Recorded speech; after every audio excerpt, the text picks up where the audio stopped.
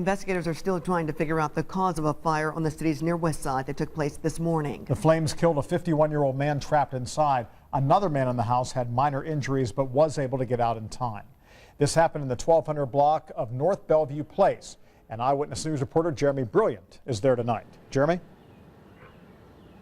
John, police maintain that there is nothing suspicious about this fire, but they say they won't know for sure until they know what happened to the victim, the exact cause of death. They expect to know that at some point tomorrow. In the meantime, the neighbors here are skeptical. They think this was much more than just an accident. Smoke continued to pour out of the home even after firefighters extinguished the flames. There was two people in the house.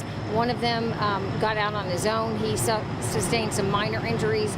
The other person, again, was pulled out by firefighters. Medics worked on the severely burned 51-year-old just outside the house, but to no avail. He was taken to the hospital where he later died. Caleb LOCKHART knew the victim. He's a cool dude. I mean, he didn't deserve nothing like that. But I don't know, my mind is kind of going crazy right now. Neighbors say the surviving victim, a 38-year-old man, told them one thing. Nobody's in there. Nobody's in there. He said there was nobody in the house.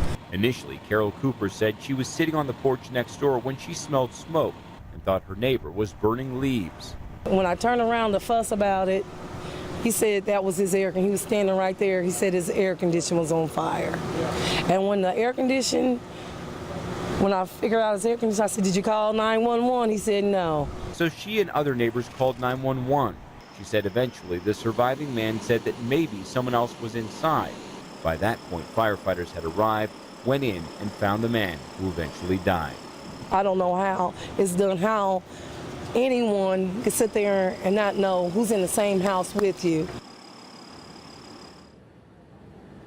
Homicide detectives and fire investigators have spoken to the same neighbors and witnesses that we spoke to. Still, they say there is nothing suspicious about this at this time.